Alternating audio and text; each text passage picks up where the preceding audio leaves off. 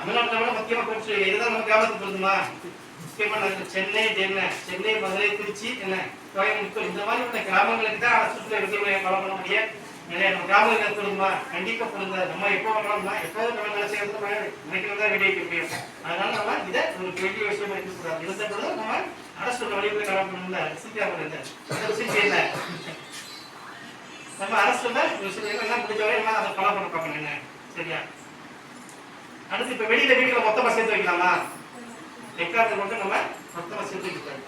சிறு துளி பெருவெள்ளம் எதுக்காக சொல்றோம்? சின்ன சொல்லி தெரிய தேவைய நீர் ஒரு பெரிய வெள்ளம் உருவாக்கி நம்மளுக்கு பயன் தரக்கூடிய விஷயம்.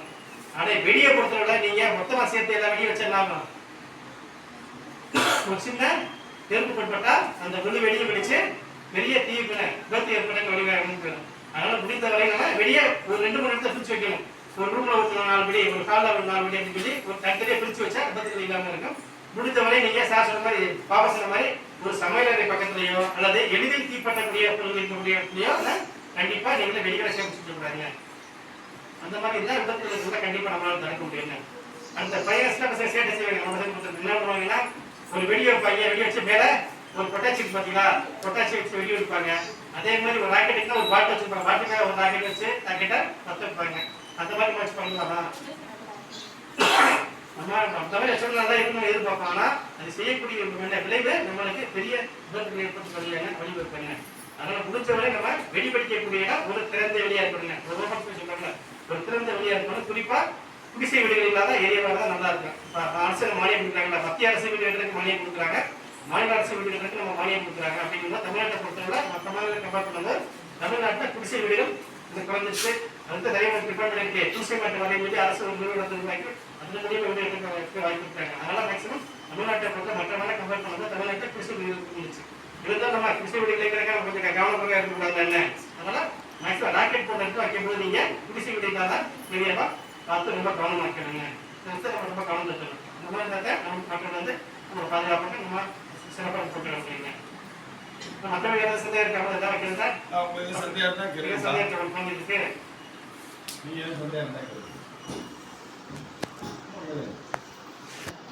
இந்த மைக் வச்சிருக்கீங்க. என்ன சொல்லி இப்போ டைமிங் கொடுத்துருக்காங்கன்னா நம்ம கோர்ட்டு 6 கொடுத்துருக்காங்க. டைமிங் காலையில் 6 to 7 கொடுத்துருக்காங்க, ஈவினிங் 7 to 8 கொடுத்துருக்காங்க.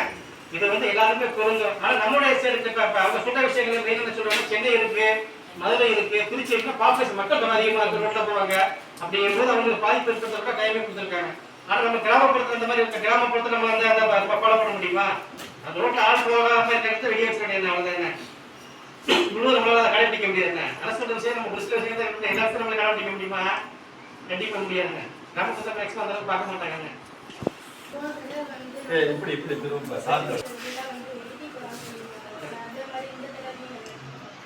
கண்டிப்பா உண்டு பாருங்க விஷயம். என்ன நான் சரி என்ன திரும்பி நினைச்சுட்டேன்னா இப்ப கோட்டை சொல்லிட்டாங்க பசுமை பிரச்சனை இருக்குல்ல, அதாவது அதிக குறிப்பிட்ட டிஸ்பிளேக்கு மேல சத்தத்தை ஏற்படுத்த கண்டிப்பா வழிய வேண்டாம், வெடிக்கக்கூடாதுன்னு அந்த கோர்ட் நம்மளுக்கு ஆர்டர் கொடுத்தாங்க. போன வருஷத்துக்கு முன்னாடி ஆர்டர் வந்துச்சு. அதனால போன வருஷமே நம்ம வெடியோட சவுண்ட்லாம் குறைச்சிட்டாங்க. அதிகமான போய் இல்லாத வெடிகளை மக்கள் பயன்படுத்த ஆரம்பிச்சிட்டாங்க. என்ன கண்டிப்பா உண்டு வந்து போன வருஷம் வந்துச்சு. அது அந்த கோர்ட்ல வெடிக்கிறது அதுதான் ஸ்டாண்டர்டான கம்பெனியா வாங்கணும். அதை அரசு பண்ணி தான் இப்ப வெடி வெடிக்க ஆரம்பிக்கிறாங்க.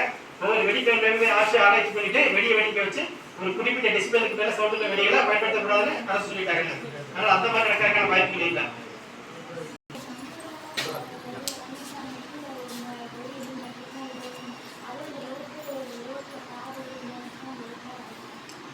தாரம் இல்லப்பா, தரல கொடுத்துருவாங்க. அது தரம்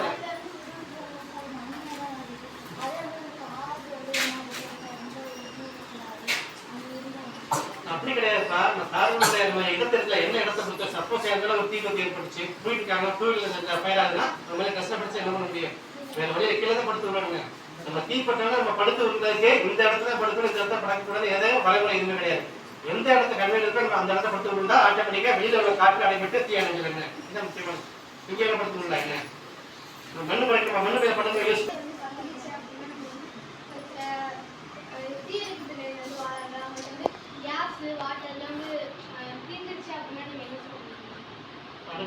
தீபத்துக்கு போறோம். தீபத்தை வேளாண் தீர்த்து படாதுன்னு கேக்குறீங்க. சப்போஸ் நம்ம தீபத்துக்கு போன இந்த தீபத்தை நம்மளால கண்ட்ரோல் பண்ண முடியுமா? இந்த தீபத்தை நம்மளால கண்ட்ரோல் பண்ண முடியுமா? நம்ம தெரிய ஆரம்பிச்சிடும். கண்ட்ரோல் பண்ண முடியாது நம்ம தெரிஞ்சதுக்கப்புறம் அடுத்த ஸ்டேஷனுக்கு தகவல் கொடுத்துருவோம். தீவிரத்தை நடந்துட்டு போது இன்சிடென்ட்டை பார்த்தோன்னே முடிவு பண்ணிடுவாங்க. இந்த தீவிரத்தை நம்மளால முடியுமா, நம்ம வண்டி டிராவல தனியாக அழைக்க முடியுமா, இல்லை நம்ம வேற ஸ்டேஷனுக்கு தகவல் கொடுத்தோம் அப்பவே முடிவு பண்ணி அடுத்த நியரஸ்ட் ஸ்டேஷன். இப்போ நம்மளுக்கு தேவனை வந்து காரைக்குடி இல்லை, காரைக்குடி தேவனை ஏதாவது பேசினா தேவனை கொடுப்போம். இந்த பக்கம் ஒத்தங்களை தகுந்த திருவண்ணாமலை ஃபைவ் ஸ்டேஷனுக்கு இந்த மாதிரி ஸ்டேஷனுக்கு முன்னெச்சரிக்கையாக தகவல் கொடுத்துருவோம். நம்ம வண்டியோட தனி தீர்க்க முடியும் ஆட்டோமேட்டிக் வந்தவங்க ஃபயர் ஃபோட்டோ பண்ண ஆரம்பிச்சுவாங்க. நம்ம எது நியரஸ்ட் எந்த சைடை பார்த்துக்கோங்க, எது நம்ம சைட் நியரஸ்ட் பக்கத்தில் உள்ள ஸ்டேஷன் எதுவாக இருக்கும் அப்படிங்கிற முடிவு பண்ணி தான் கொடுத்துருவாங்க. அதனால மெயின் வேலையை ஃபயர் ஃபோட்டோ பண்ணிக்கிறது லொக்கேஷன் பார்த்துருவாங்க. லொக்கேஷன் பார்த்து இந்த இடத்துல நம்மளோட ஃபயரை அணைக்க முடியும் மைண்டில் தோண்டிச்சு ஆட்டோமேட்டிக்காக நியர் பக்கத்தில் உள்ள ஸ்டேஷனுக்கு தகவல் கொடுத்துருவாங்க. ஒரு தீவிரத்தை நாங்கள் ஃபோட்டோ பண்ணக்கூடிய ஆட்டோமேட்டிக்காக அவங்க வந்து எங்களோட தீவிரத்தில் பயன்படுவாங்க. சரி பண்ணிக்கிட்டாங்க.